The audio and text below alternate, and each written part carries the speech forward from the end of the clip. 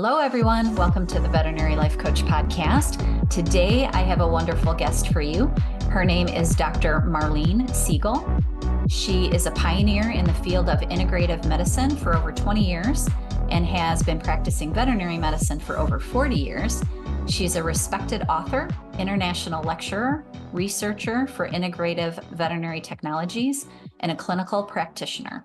She has special expertise in ozone therapy, photodynamic therapy, and detoxification, and she's going to tell us all about that.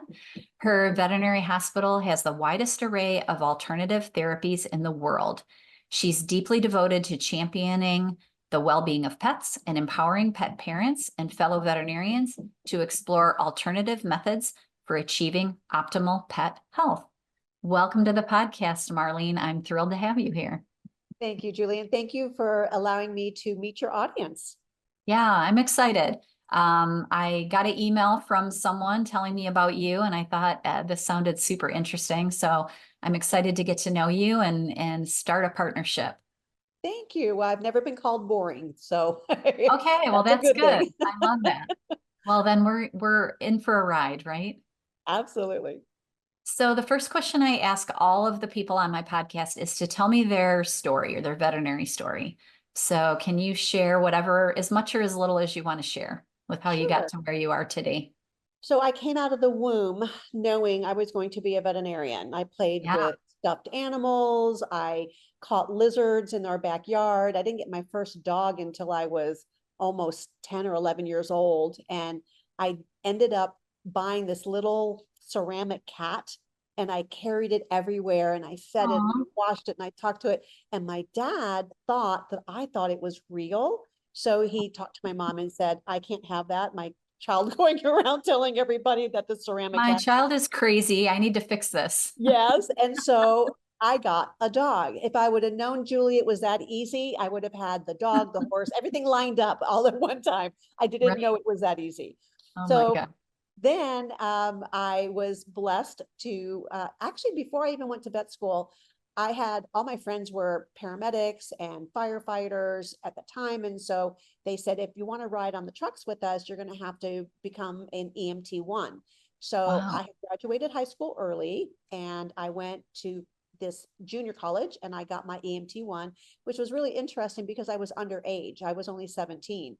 And somehow nobody caught that on the paperwork. So I was able to graduate as an EMT1. And then when I went to college, I was able to get a job with a local ambulance service as an EMT1. And then they trained me as an EMT2, which is now called the paramedic. So I literally was not only the youngest paramedic in the state of Florida, but I was also the first female paramedic in the state of Florida. So that was pretty cool. And I did that really all the way cool. through my undergraduate. Yeah, I love it. Yeah, it was interesting because I would work a 24-hour shift and then I would have 48 hours off. But then I also worked in an emergency clinic at a hospital. So I missed a boatload of school. I was probably the most absentee undergraduate in the history of the college. And I was still passing, but not doing great. And when I applied to vet school, the dean said, great that you can do all of this, but now you have to show me you can make good grades. And so you have to focus. quit all my jobs, buckled down, and I made the dean's list every semester after that. And I was, thank God, able to get into veterinary school. That was my start. Yeah. Well, that's really a fascinating way to start, because I'm sure doing that kind of job, you learned a lot of medical things before you even got into vet school. That was probably really good training. Yeah, being able to triage, think fast on my feet, being able to do exams thoroughly and under stress was an incredibly valuable tool. So I think that really helped me a lot in clinics, because a lot of my classmates were just lost in clinics. They didn't even know how to do a thorough physical exam. And I was already putting catheters into humans and intubating people and doing all of those advanced skills. So it made my emergency work, made my entry into veterinary medicine very, very easy. Well, and probably the people skills too, I would imagine.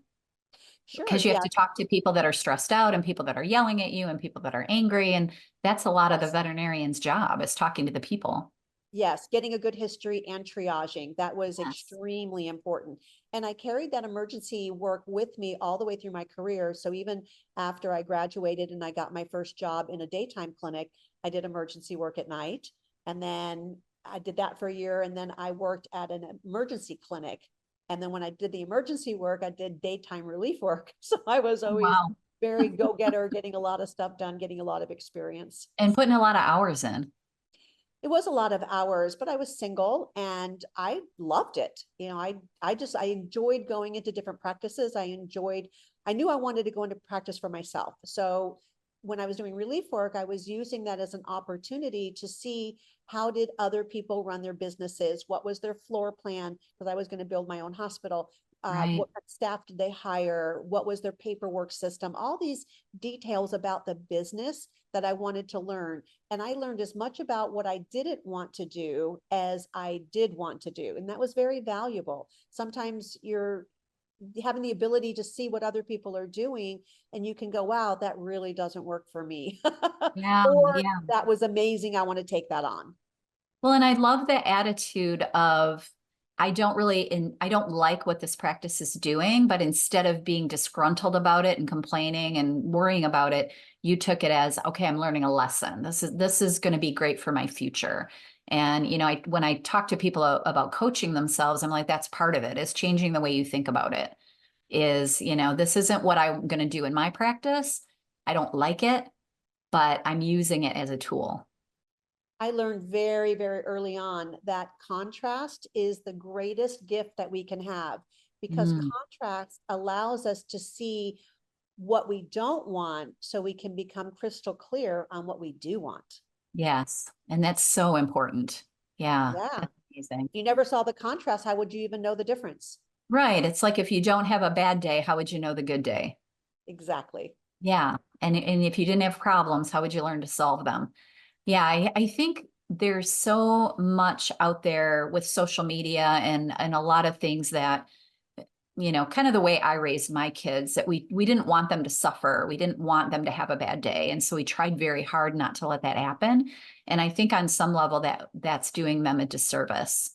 The struggles are what makes us strong in a lot of I ways. agree. I agree. And I call the struggles the flow and resistance, because we have it Okay. every day of our life, right? There's Yes. when we're in flow, everything is going easy, it's serendipitous, it falls in place, it's wonderful. Yeah. But when we're in resistance, it's like our GPS telling us we've gotten a little off track. And Mm, depending on how much resistance you get, sometimes you get knocked on your hiney or the road gets awful bumpy before you can get off of it. And that's simply telling you you're kind of heading in the wrong direction, and maybe take a step back from the resistance and take a bigger, wider look and say, oh, maybe that's not the path I'm supposed to go. Or maybe there's another opportunity that I missed because I wasn't really paying attention. So I love that. I've always had that philosophy of enjoying the contrast between resistance and flow, but using it as information to help me make the best decisions for my life And change course. when needed. Yeah. Absolutely.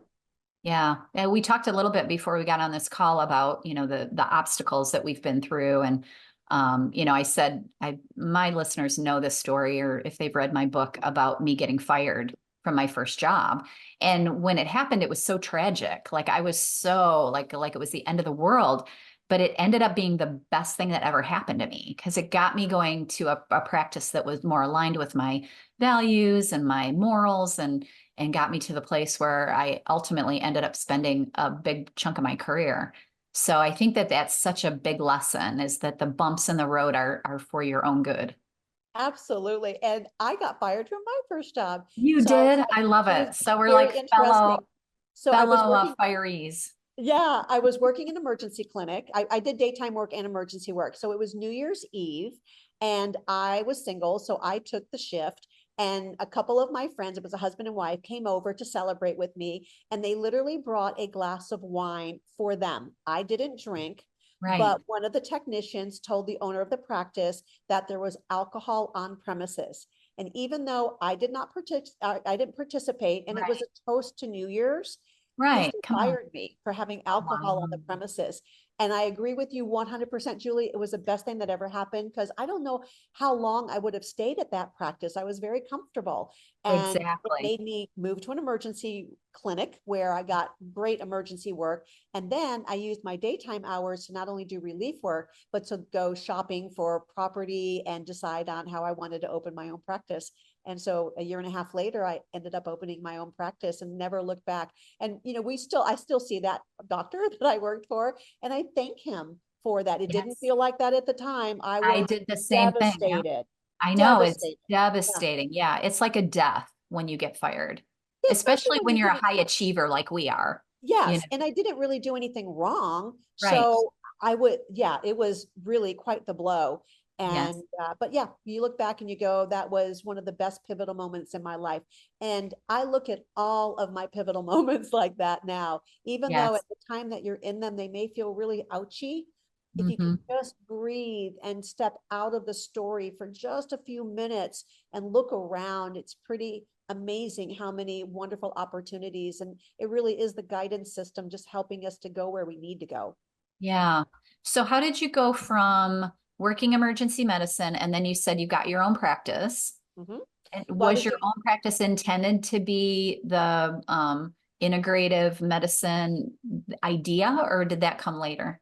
Thank you for asking. No, I was straight allopathic, following everything, all the BS, which is belief systems, guys, nothing bad. Okay, I love But I that. was following the belief systems, the BS that I was taught, and totally entrenched, didn't know what I didn't know. And, you just go on.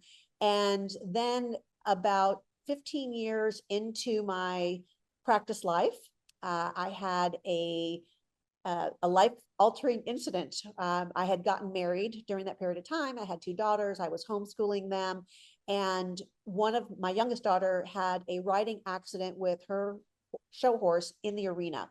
The horse Mm, reared in the air, and no one had told her to let go of the reins and bail off to safety. yeah. So instead, she was literally dangling from the reins, and she was pulling this horse over backwards, and the horse was going to land on her. Well, the Oh number one no. cause of rider's death when a horse rears like that Right. is crushing their rider. We had a Yeah. 50-pound child and a 2,000-pound horse with a saddle. So it Wow. was not a pretty thought. So Yeah. as the horse was getting pulled over backwards, the horse had the presence of mind to actually squat on her left hind leg and push herself as hard as she could to the right, where my daughter was slipping to the left.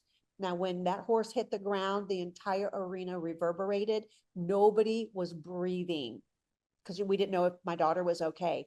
I jumped Right. over the rail, and by the time I got to her, the horse had already got back to her feet, and my daughter was laying on the ground, not moving. By the Wow. grace of God, she was not injured at all. It just knocked the breath out of The her, and wind out she of her. was Yeah. embarrassed. Wow. Yeah. So we thought it was just an incident, didn't really understand it. But back at home, it happened a couple of more times where the horse was having an issue. So I had equine veterinarians come out and look at her. What was happening was it looked like she was either having a seizure going up her left shoulder and up her neck, Wow. or it was a severe muscle spasm contraction. Huh. So the equine vets came out. I do small animal work, so I stay in my lane, and Right. said, we really don't know what's wrong with her, but here's what we can tell you.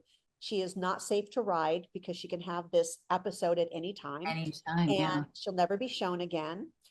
And your choices are you can put her out to pasture or you can put her down. Aw. And it was those words that I something happened inside of me that I just refused to accept that as an answer. And I Hmm. didn't blame them. I wasn't angry with them. I just realized in this flash of a moment that there were answers. They just didn't have them. And I was going Right. to have to seek areas where maybe they didn't even exist yet, because this was going back a long time ago. Right. So, And you're a small animal back practitioner and we're talking a horse. So you're starting from scratch. we got that problem. And then back then, even on the human side, functional medicine was just coming onto the scene, Right. just coming onto the scene. So I was going on every webinar that I could find that was talking about functional medicine. I got my own human chiropractor who actually got certified in doing animal chiropractics to go work on my horse. And I kept finding tool after tool after tool after tool. And it just was amazing that the right teacher showed up just at the right time when I was ready for that next piece.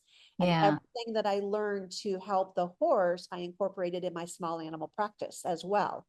Nice. And 5 months later, after I was told she would never be safe to ride again, that little duo, using acupuncture, herbs, and laser therapy, were able to win the United States Reserve Youth National Championship, which is the most prestigious youth show in the entire United States.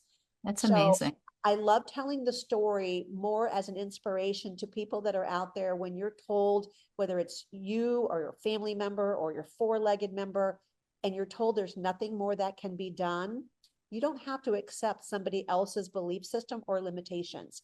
Because when Right. they say there's nothing else that can be done, it just means they don't know what else to do. They're They're not at their end. people. So now Yeah, you have to find someone else. right. You just have to look somewhere else. And so for me, I looked at the human integrative world to try to find answers. And piece by piece, I was putting things together and just met amazing people that were able to give me guidance. And a lot of them would say, well, we do people. We don't know what to tell you about animals. And I Right. literally would just say, tell me what you know. I will extrapolate that and make it work. Yeah. Because they're very similar. Like they're all mammals.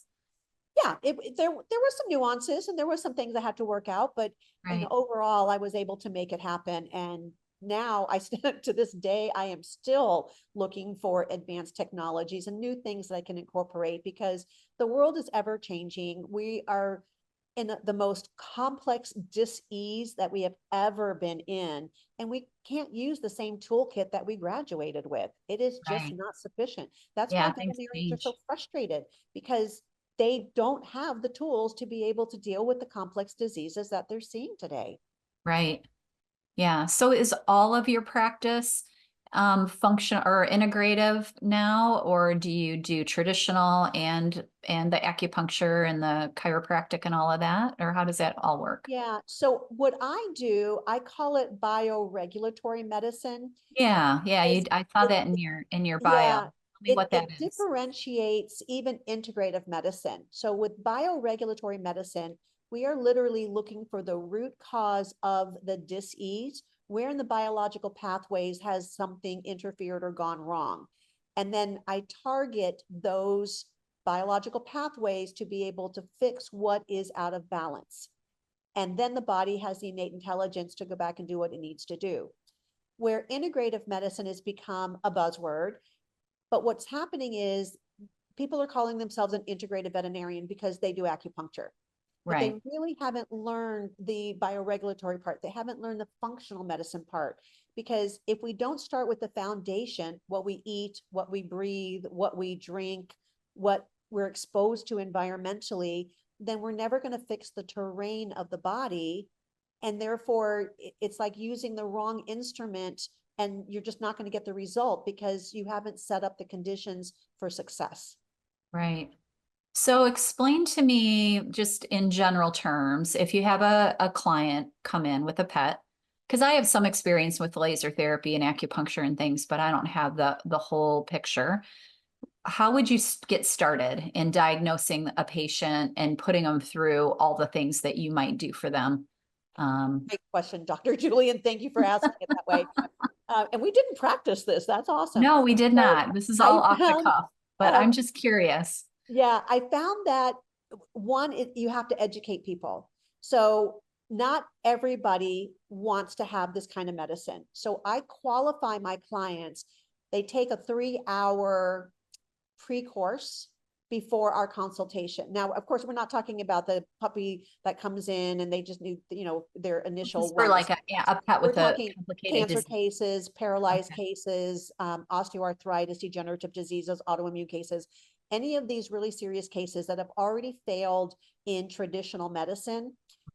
Before we actually do the consultation, they take a 3-hour course, and it teaches them about bioregulatory medicine, their pet's biology, what testing that I'm going to be recommending and why, and then about diet, digestion, gut health, detoxification, the 6 organs of elimination. They learn about the mitochondria and how the mitochondria play a role and how we need to support that.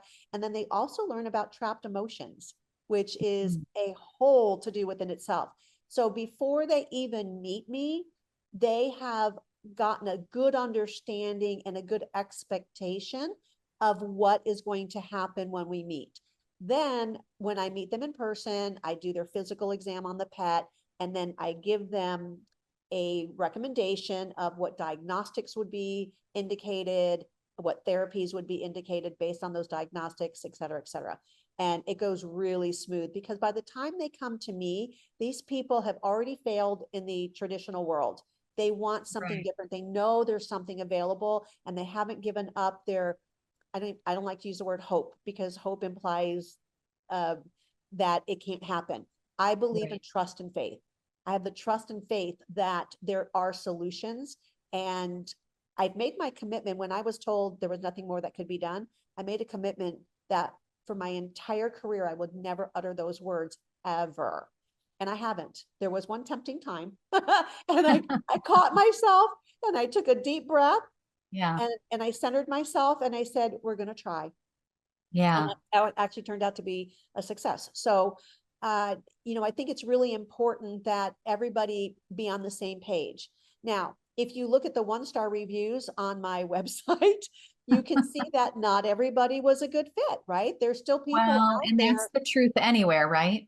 Absolutely. There are people Yeah. out there that want to blame and shame somebody else when I didn't cause their problem. They didn't want to hear that maybe the diet and lifestyle that they were living contributed to the problem. These people didn't want to hear that. They wanted that quick fix. They wanted the pill for the ill and the diet for the disease, and then they wanted to be all better. And reality is it doesn't work that way. Not when you're dealing with the complexity of disease we're seeing in today's modern world. Right. So I bless them. I honor them. They just came through the veil a little too soon. They weren't ready. And that's okay. They're not right. They're not wrong. They're just where they're at in the world. Of course, they want to turn around and shame and blame the veterinarians, which fortunately I have great self-esteem and I can understand that they're just hurting. And so hurting people hurt people. But there are so many people in our profession, which is why you're doing what you're doing, that would take that as such a personal insult. Suicide rate in our industry, the highest of any industry out there.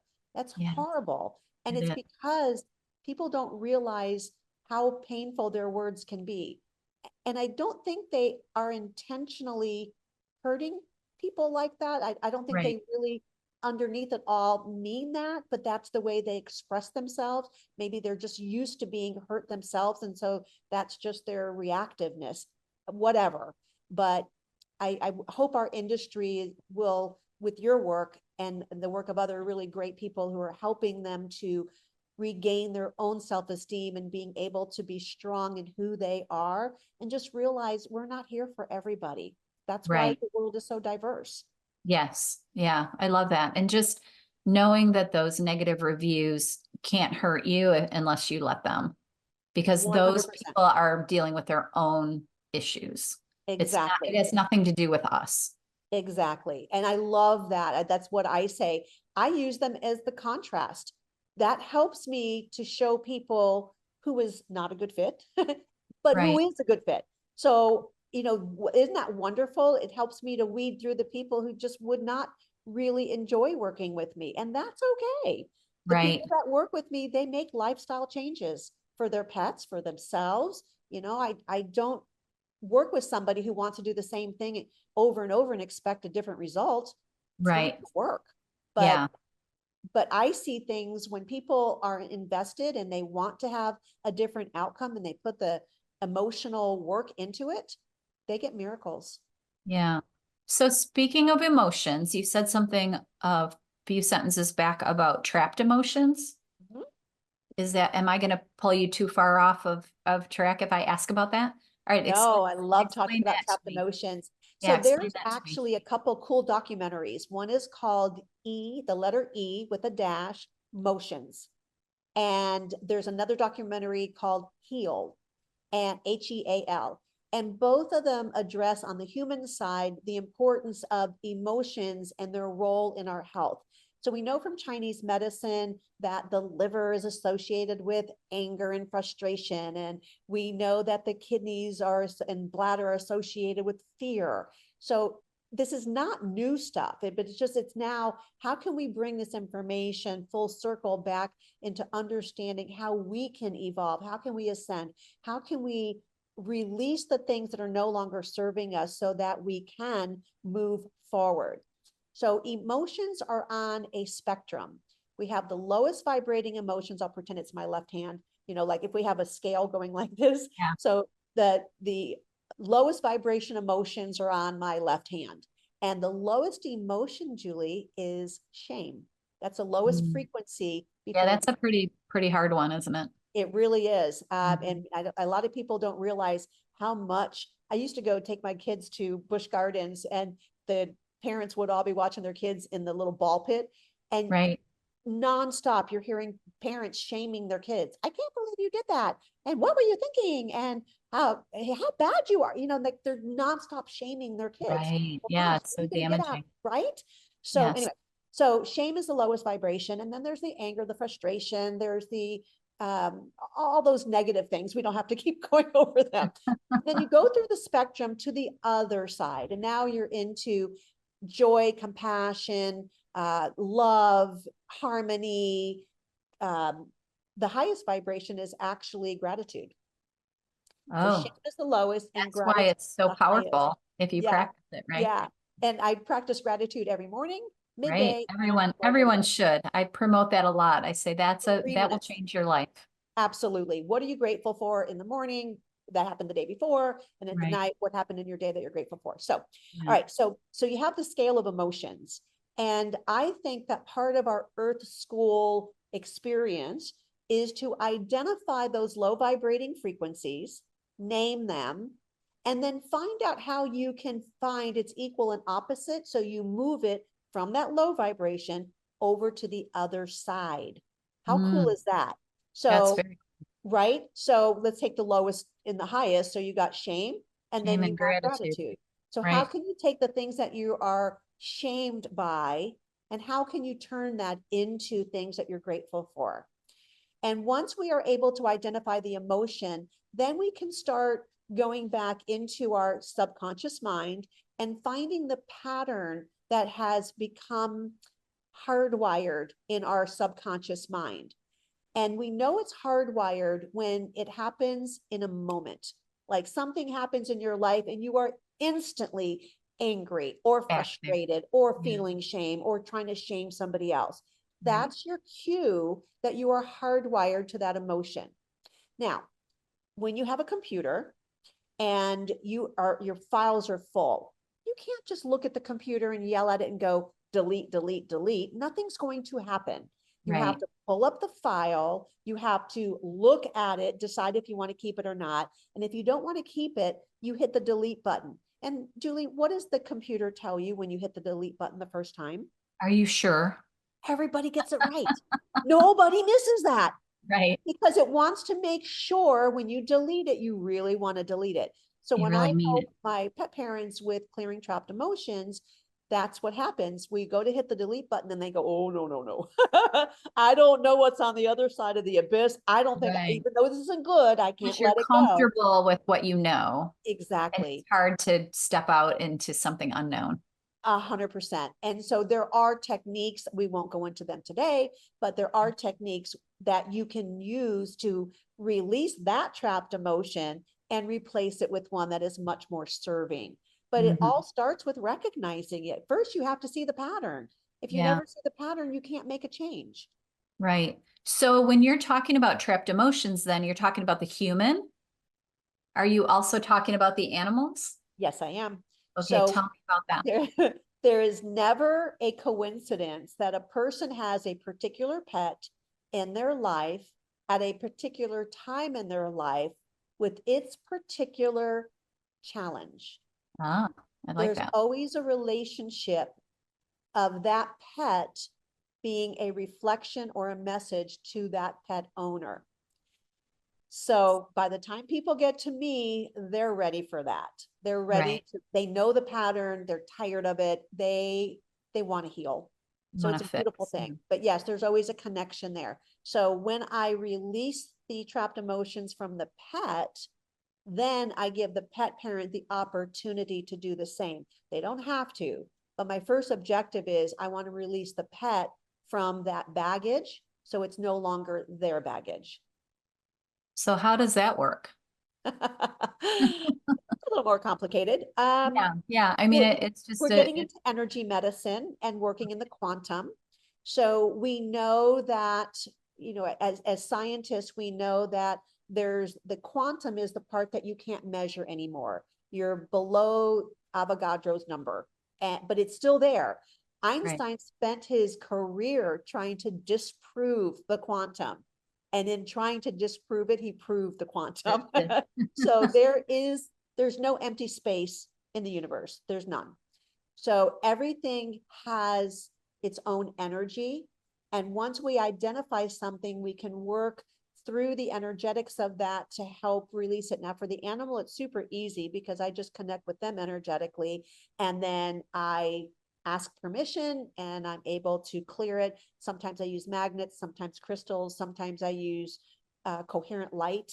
And sometimes it's just the God source working through my hands and I allow it to happen. But Right. it's really a beautiful thing. And I do teach veterinarians how to do this. Do It's this. amazing. But Yeah. we don't start there. We start in the basics. We start with understanding terrain theory and lifestyle and what are the things that we're doing that are causing the problem. We got to fix that first before you can't put the roof on the house before you get the foundation. Right. So when I do veterinary training, we start at the bottom. We start with understanding biology and not the way we were taught in school. This is so Right. much deeper. So anyway, back to the emotion. So once I clear the emotions for the pet, I can energetically test that. I can show it in a pendulum to the owner. I don't have to use a pendulum anymore. I can do it just through my consciousness. Yeah. For the owner, sometimes it helps them to be able to see a yes and no answer. And then for the owners, then it's their choice if they want to make that ascension. It is beautiful when they do choose that. And I have Yeah. different techniques that I can work with them. I always get them in a parasympathetic state because if they're staying in that high sympathetic tone, the fight flight, they can't release anything. They can't even heal. Right. Yeah. So pet needs to go in parasympathetic and so does the pet owner. And Yeah. one of my easiest tools, I have a machine. It's like it's like a gyroscope. It's a pulse electromagnetic frequency machine, and you just sit inside of it. And then we play frequencies that are totally parasympathetic. And it goes right past the gatekeeper. The gatekeeper is that part in our brain that says, oh, no, no, no. I'm not going to go down that path. I am not going to let go of this because I don't know what's on the other side. Yeah. You don't know what's going to happen. Yeah. So with hypnosis, they talk about going past the gatekeeper, and that's how Yeah. they put people under hypnosis. So that's what all I do is I just get them in a very parasympathetic state. It opens up their ability to release and have a different perspective. And then what they thought they couldn't let go of, they suddenly go, oh, I guess I can do that. So sometimes I just get them to release 25%. I Right. give them an Yeah. image of It's a a cup. work. It's a progress, right? Yeah. So I give them an image of a cup. And when the cup is full, you have no room to put anything else in. So we have to start emptying the cup in order to be able to put something else in it. Pretty Yeah. straightforward, So right? is it anything like, I mean, it reminds me of meditation. Is it somewhat meditative what you're doing? No, no, No? it's neurolinguistic reprogramming. It's somatic release. It's visceral reprogramming. It's really retraining the nervous system. Yeah.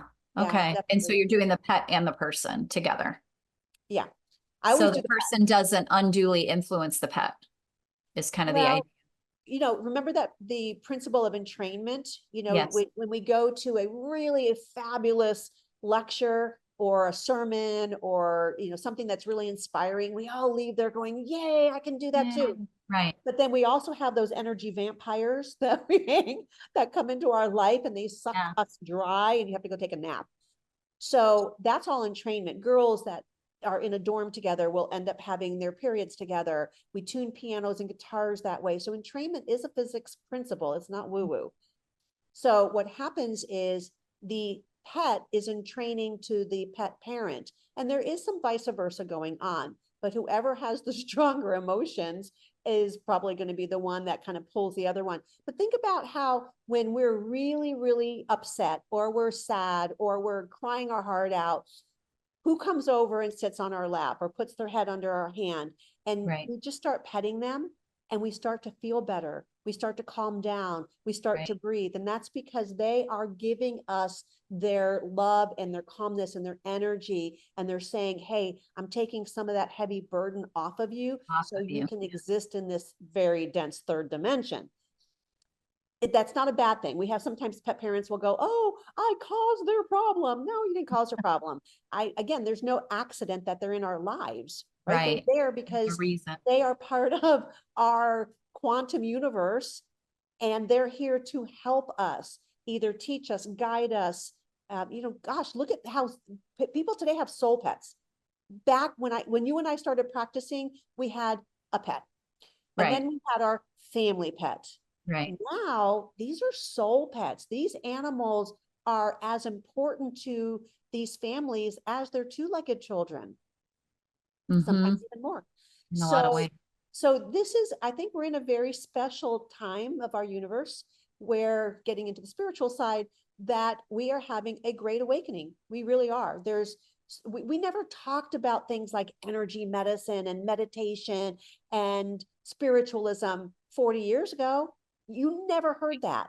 And then slowly it's becoming more and more. Now it's the norm. Now people are talking about nothing but spiritualism and meditation and the quantum.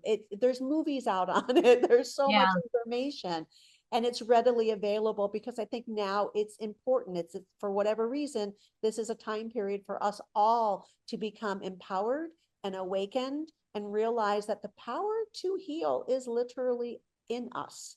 There's no savior on the outside. There's no doctor in a white coat or a veterinarian that is going to be the end all answer. It's us. We need to be willing to educate ourselves. We need to be willing to take responsibility for our choices and realize that whether we did it intentionally or not, it doesn't matter.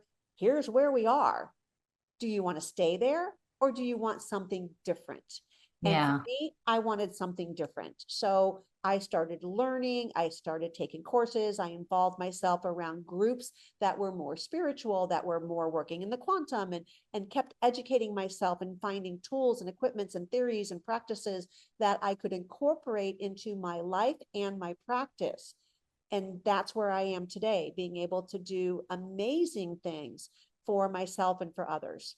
Yeah. So this is something, if you're a veterinarian and you're just practicing your traditional medicine and you're in a clinic and this sounds interesting to you, is this something that you think that a veterinarian could start in a small way and then gradually incorporate more of these techniques into their practice? How would you, 1,000%. how would you recommend that someone were to get started in this? Absolutely. I have a 34-hour entry course. Oh, wow. It's involved, but what I did is I gave the foundations and the why. That way people could start understanding. I got lecture all over the world. Right. For photodynamic therapy, for laser therapy, for ozone. And I'll have doctors come up to me, even human doctors, and they go, wow, we don't get results like you get. What are you doing differently?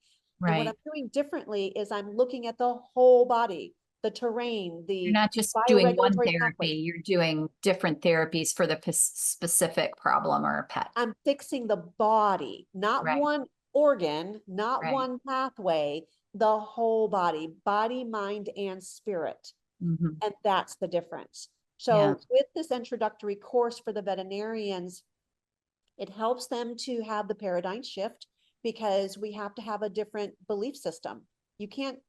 Einstein said this, you can't solve the problems that you've created with the same mindset that created them. Right. So if what you're doing isn't working, you have to have a different mindset. And it's not hard, it's just different. Right. And so this program helps them to open the door. And then I have what I call low-hanging fruit. I have several modalities that are very inexpensive to get involved with, that they can start practicing on their patients and seeing phenomenal results.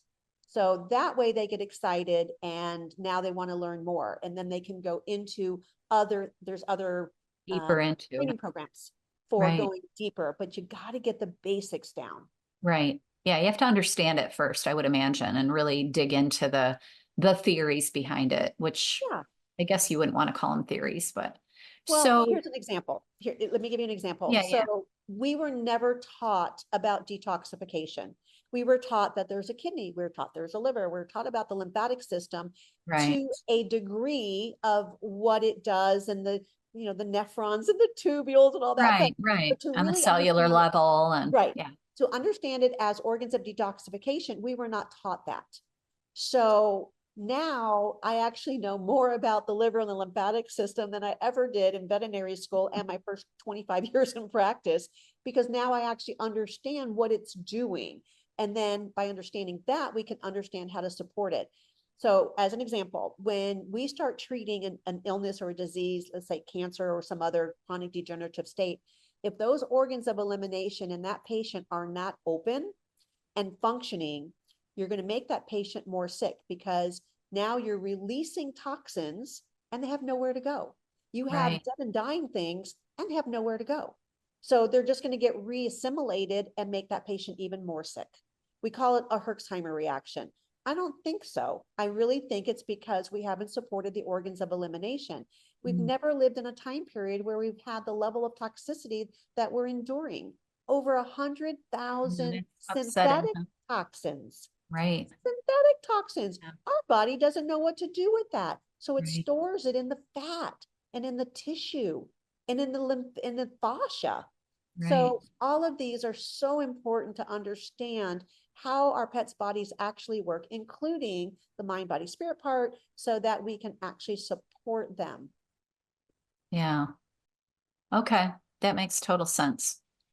Let me ask you about, I was reading in some of the stuff that I read about you about a food forest.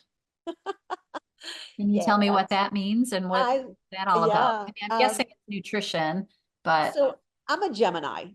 That oh, means I so have am I. lots of person. Well, then We're you both understand. Geminis. We Yeah, understand each other. We that's have why a we like lot this of stuff. interest, a lot of personalities. We like a Yep, lot of different things. a lot of Um, stuff. I sometimes I list all the things I've done in my life, and I go, "Wow, I did all that in one lifetime. Amazing." So I love growing food. I'm very passionate about the earth. So my platform is actually people, pets, and the planet. So I am very passionate about supporting all of them because, if we don't have a planet to live on, the rest is a mute issue. It all goes So, together, right? yeah, yeah. The planet is what supports us. And all the answers that we need exist around us on this planet. Every Right, single answer we need is already here. We don't have to keep inventing new man-made ideas that end up turning south and creating more right. problems like plastic, right? We just need to get Yes. back to the basics and go, how did nature solve XYZ? Let me go and do that. So I love growing food. So I started a little garden at my house, and my garden turned into a food forest.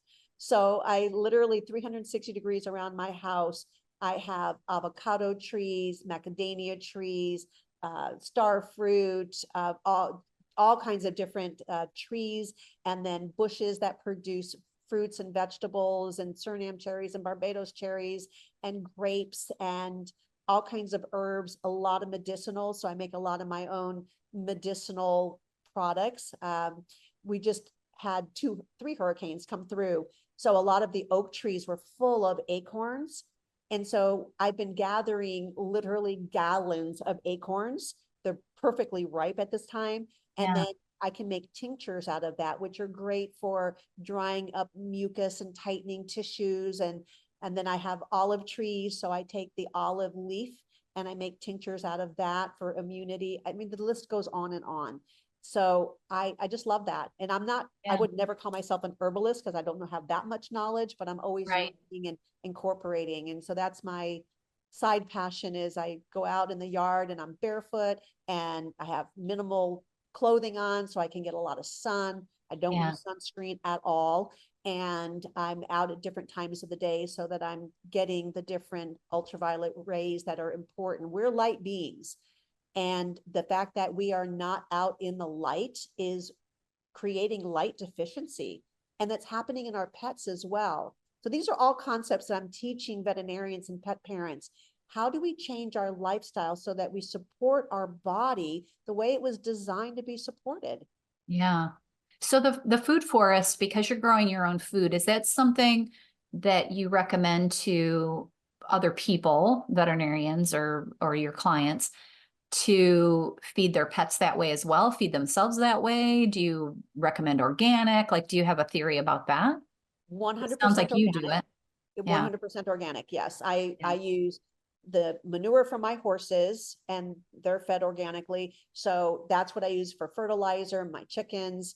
But to answer your question, I encourage everybody to reconnect with Mother Earth in whatever way that they want to.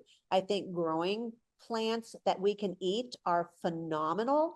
And people go, oh, I kill everything I grow. No, you don't really have to. You just have to set the intention, and you can start with a potted plant like basil or rosemary. And then once you Something get used simple. to, like, there's nothing like eating your own pesto when you've just grown your own basil. Oh my goodness. Yeah. There's no comparison. And I do take stuff, I make things all the time and I take it to the office. And then when clients come, I share, or if I have loquats in season, I'll share loquats, just getting Right. people to connect back to real food for them. Right. Right But they're now, our not used dogs are to. carnivores, dogs are scavenger carnivores and cats are obligate carnivores. So I follow nature. I know there's people out there that are promoting veganism for pets, but can I just keep it really simple? What does nature do? If Right. nature wanted our carnivores to be vegan, they would have set up a system for that. If they wanted Right. to have them eat kibble diet, there would have been some kind of system in nature that would have made kibble diets. Kibble falling off of the trees. Yeah. So when you get people to stop and use critical thinking, which by the way has been taught out of our children by Oh, I know. design. Don't get me started on that. Oh God, you and I could go there, right? That's a Gemini in us. Yeah. So when we go back to remembering that we do have critical thinking skills and it's time we start using them, and we just ask the question, does that even make sense? Yeah. Then the Right. answer becomes very simple. If it doesn't make sense and nature doesn't have a system for it, probably not the thing you should be doing. Right. Simple as that. I love that. Yeah. So what have I not asked you that I should have? Um, let me, I want to do step one it's in the vet program and it's in the pet parent program. Okay. And I think it's really the beginning point for everybody. And step Okay. one in my success, I have a 6-step system, which people can download for free, holistichealingvet.com. And it goes into more depth of the 6 steps. So step number one is we have to stop doing the things that are causing the problem. Number two is provide the essential nutrients that the body needs to do its job. Number three is heal the leaky gut. Number four is detoxification of all 6 organs of elimination. Number 5 is mitochondrial support and biogenesis. And then number 6 is clearing trapped emotions. Now, I know I said those really fast. Right. Right. In the little time that we have left, I really want to talk about number one. Number one is we have to feed a species appropriate diet. I can't make that any easier or any harder. When we feed frankenfood to our animals, they are not going to be able to sustain that. It's not a sustainable diet. They can Right. tolerate it for a while because we were designed to survive, so we can eat things that are inappropriate for a short period of time, but not long term. We go from surviving, we never move into thriving, and that's where we really live our best life, and our pets do too. So number one, feed a species appropriate diet. Follow nature. They eat a raw diet. Now, within that scope, because there's so many companies now jumping on the consumer bandwagon, that we have to almost define what is a raw diet. What's a healthy raw diet? It's a Right. balance of meat, fat, bone, and organ meat from grass-fed, grass-finished animals without adulterating it with a bunch of vegetables and non-organic products and synthetic vitamins and minerals. So that's extremely important. And what I did when I created my raw food line is I separated the macronutrients, the meat, fat, bone, and organ meat, from the micronutrients, the essential nutrients that the body has to get through eating, because the body can't manufacture them in sufficient quantities. Vitamins, minerals, fatty acids, amino acids, and minerals. So these are required That's what runs our biological pathways, are these nutrients. And if they're not there, your body can't function properly. So food, water, that's the next major topic. The water that comes out of our tap is loaded with heavy metals and a bunch of toxins and pesticides and all the pills that people flush down the toilet and pee down the toilet and all that. So tap water is not only full of toxins, it's not filtered properly, and it's not structured. We might do another whole talk, Dr. Julie, on structured water. Okay. Yeah, because it's really, but those two right there, I could spend an hour talking about because they're so important. And then number three, the air quality that we live in, the cleaners that we use. In my house, we make our own essential oil cleaners. On my website, we actually sell them so people can use healthy cleaning products. Because the animals are touching that, they're absorbing it through their skin. What you use to wash your laundry, we can't be using things that are loaded with xenoestrogens because they're hormone disruptors. And then the EMF that is just inundated in us right now. You know, we've got 5G, they're talking about 6G already coming out. There's the smart appliances, everything's Wi-Fi, and these poor animals, a lot of them, their beds are next to the routers, and people don't appreciate how damaging that is to these animals' bodies. I do live blood analysis, and if I take an animal and I put a EMF fan or a cell phone that's on or a computer next to them, it collapses the fourth phase of water, and the cells immediately go into stickiness or rouleau. And we watch it literally. And then I can do things with coherent light to expand it in a matter of minutes. And I can show it on a microscope. It's so easy.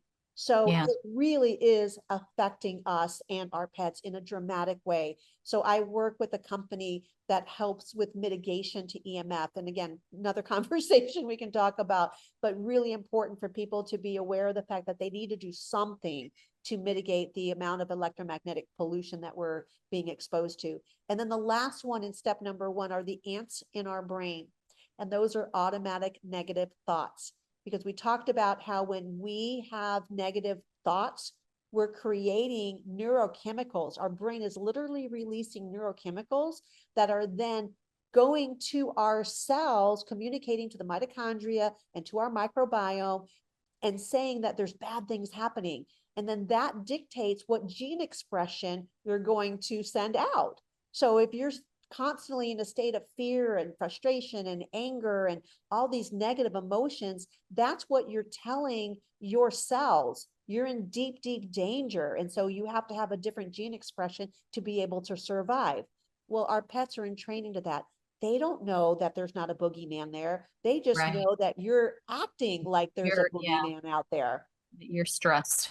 And the boogeyman is our standard American day, the sad day, where we wake up sleep deprived and we have the stress of getting kids out, getting to work, dealing with traffic, dealing with credit cards, dealing with money issues, dealing with politics, dealing with processed foods, dealing with going to bed too late at night, getting back up sleep deprived. You know, all of these things we're in this hamster wheel of a life cycle that I call the sad day.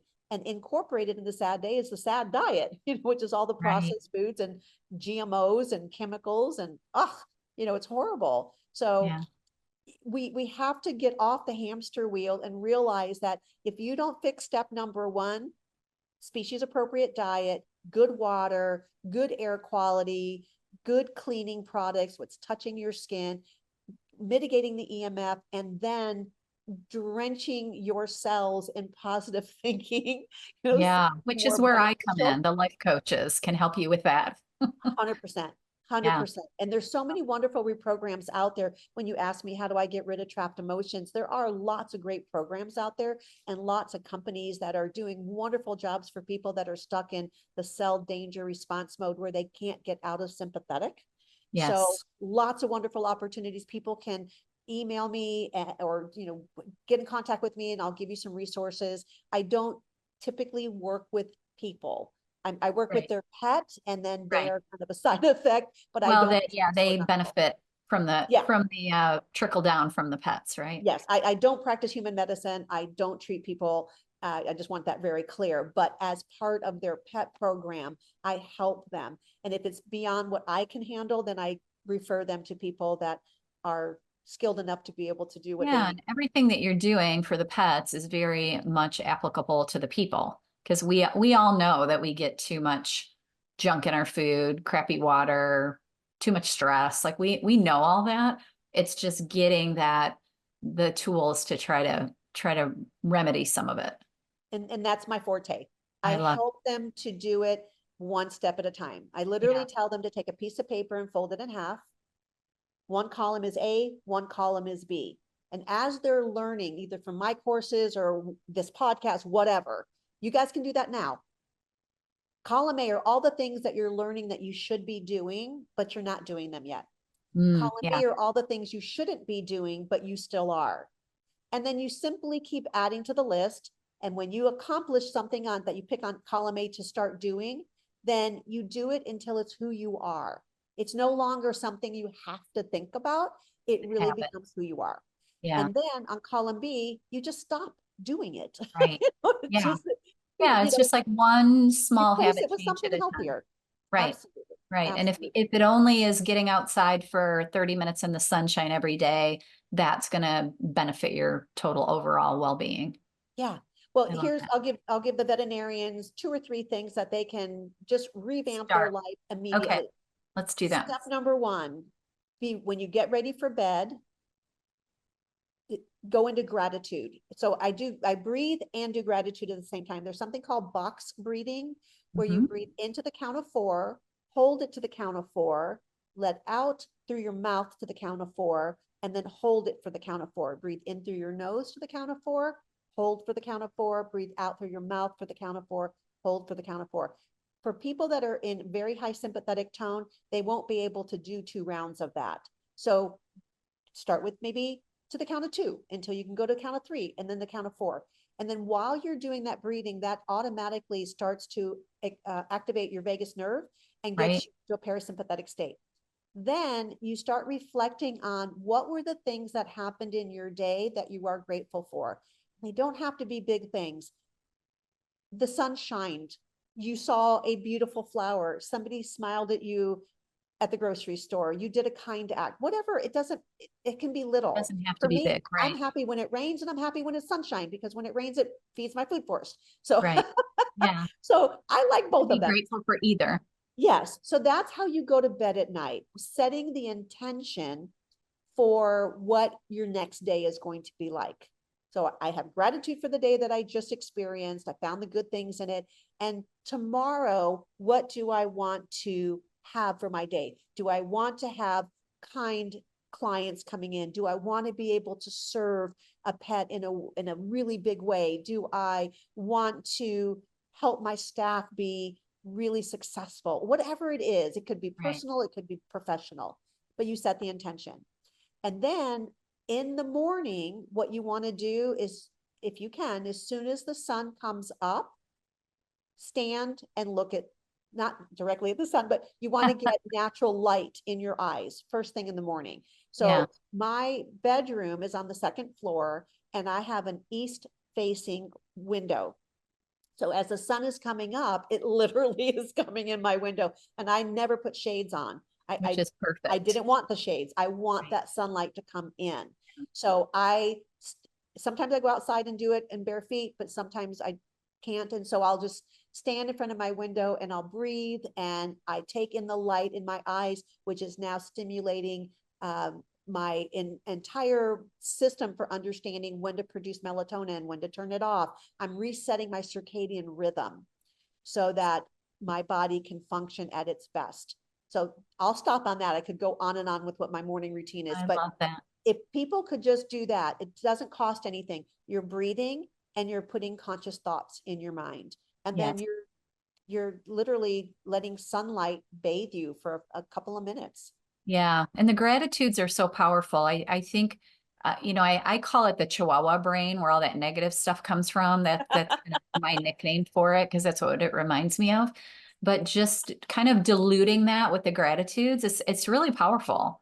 Like it Yeah. really does change your life. If you just, you're still going to have those thoughts, your brain's still going to have fear, it's still going to have stress, but it will dilute it in a lot of ways. And I think just make you that much healthier, so you can make these better choices and you're not turning to junk food and you're not, hiding away in the house and not getting sunshine or whatever it is. I love that. Absolutely. So And then tell people where, oh, go ahead. I was to say, to tag on to you, then when contrast does show up and then you're getting some resistance in your life, then you have the ability to breathe, do your box breathing again, and then Right. just ask the question, what is the blessing that this experience is gifting me? Right. And then be ready to receive it. It will happen.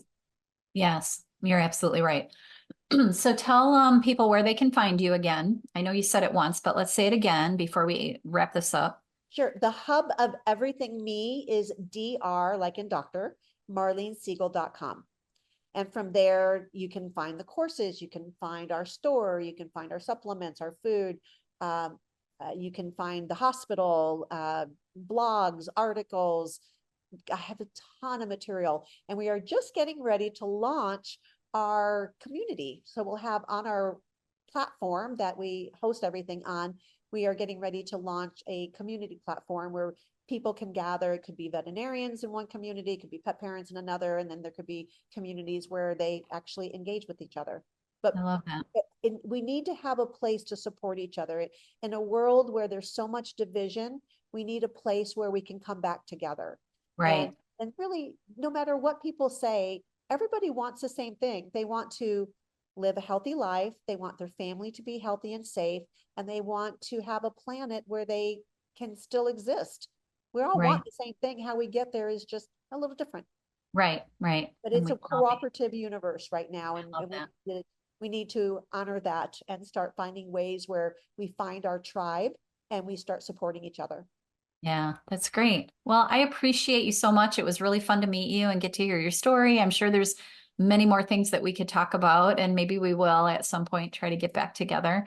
But I I'd love really it. appreciate you being here on the podcast and imparting all this wisdom to us and teaching us all these things. It was really fun. Awesome. Well, I look forward to keeping the communication open. Yes, absolutely. The veterinary community needs to be tighter. Like we Yeah. need to continue to get to know each other because it's so important. Well, Everybody's I'm doing ready to such great launch work. our vet community on our platform. So Perfect. if you and I want to spearhead that, we can make it happen. That sounds great. I love it. All right, everyone. Thank you so much for listening today. This is Dr. Marlene Siegel. So check her out. And thanks for listening today. And everyone have a beautiful week. Bye. Bye. Yeah. Bye, Marlene.